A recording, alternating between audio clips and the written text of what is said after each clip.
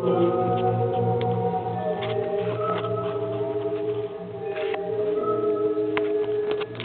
each new dawn, I see the sun god rise on the far bank of the Nile.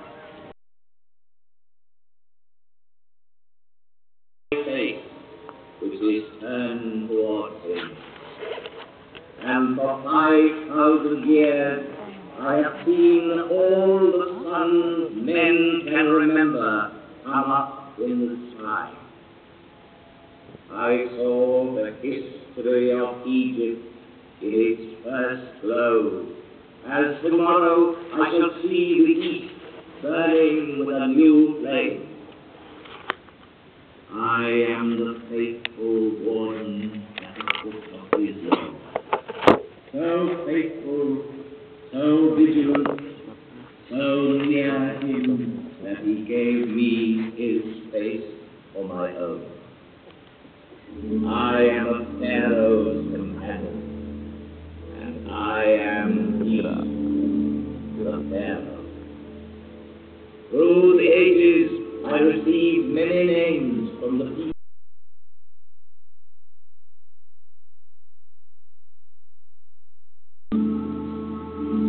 Oh, Harmakis, you are my life's safeguard.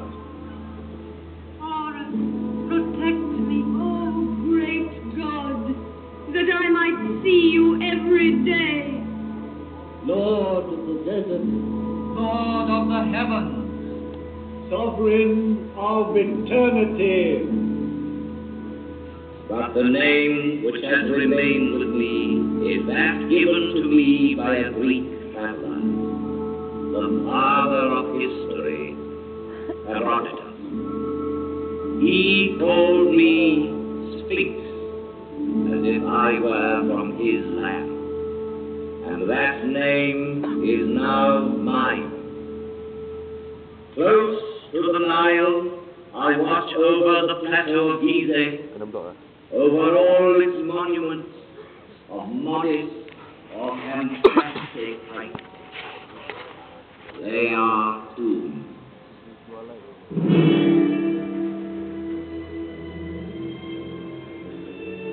Civilizations are like islands on the ocean of barbarism.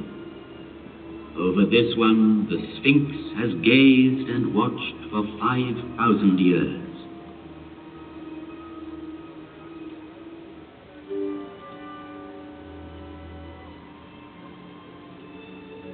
At the foot of such mountains of stone, everything becomes minute and insignificant. Man is an insect. Yet, it was men who built these massive monuments. And the names of pharaohs whose tombs they are have crossed the ages. Their glory has defeated time.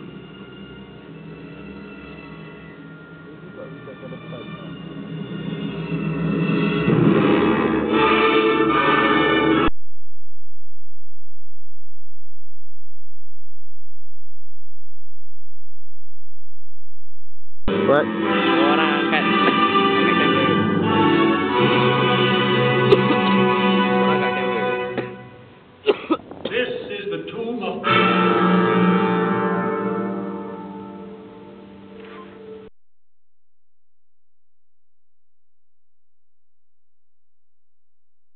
Here is the great pyramid which he built to defend himself. 455 feet high. He achieved the building of the highest. Covered his vast enough Peter's Cathedral, of Florence and Milan, Westminster Abbey and St. Paul. Three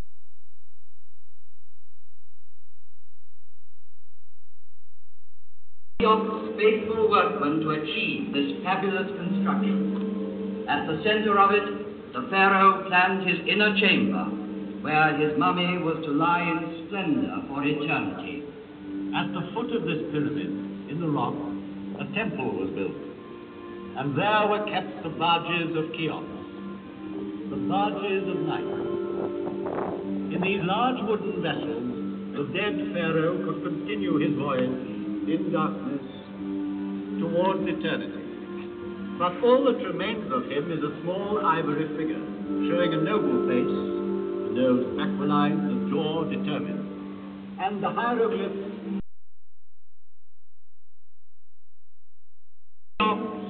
dominates the horizon.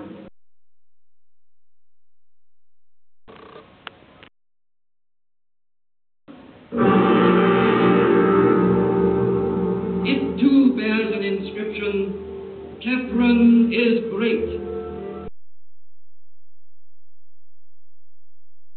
Khephren built his pyramid on a slightly smaller scale, each side of the base measuring 710 feet,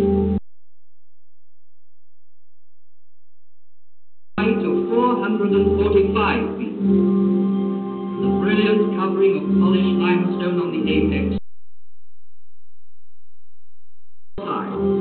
adding to the magnificence of the pyramid.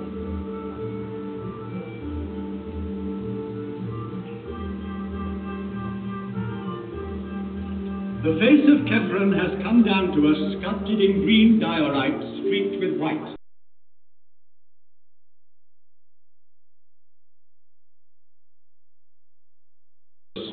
In the guise of the Sphinx, carved in rock near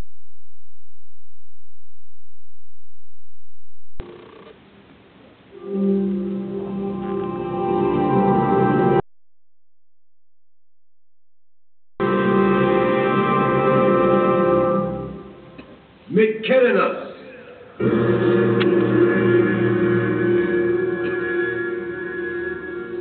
A third monumental tomb was soon to complete this immense funeral site of Giza and make it one of the The pyramid of Mycerinus is perhaps the most impressive for being the culminating point of a vast design. Workmen climbed down from its granite flanks and, laying on their tools, looked up with wonderment.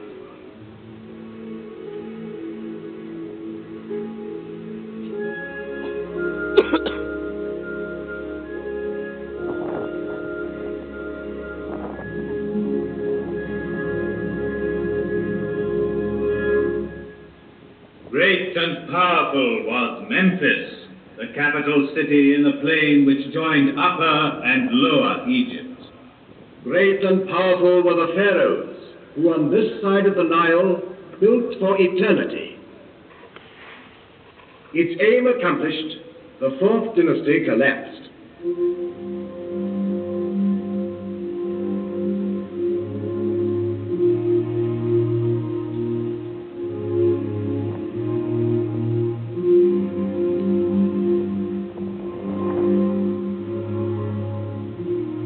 The pyramids still stand.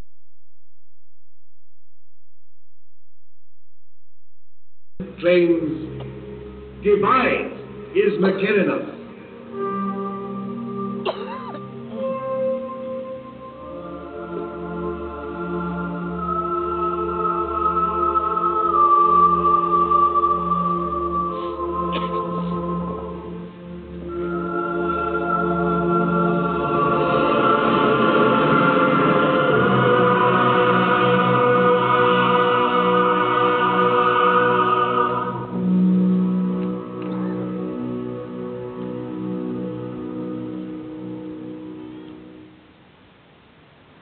Here three pharaohs reign, Cheops, Khephren, and Mycerinus.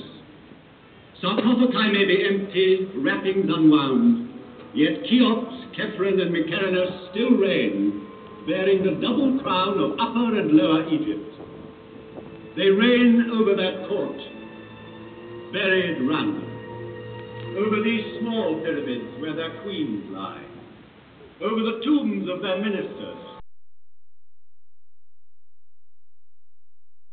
forever. Chamberlains, high priests, buffoons, architects, courtesans, each in his proper place in these funerary chambers which are called mastabas. For this is a royal palace of the dead, with triumphal perspectives, pavilions, corridors, secret rooms, strong walls. It was a city of another world, approachable by the people only as near as the outer temples where their devotion led them. Coming from the Nile, one ascended by a monumental causeway built on the same colossal scale to the high temple where only the priests lived among the secrets of the mountain. They alone knew for what journey the great barges were being prepared at the foot of the tombs. A journey with the sun.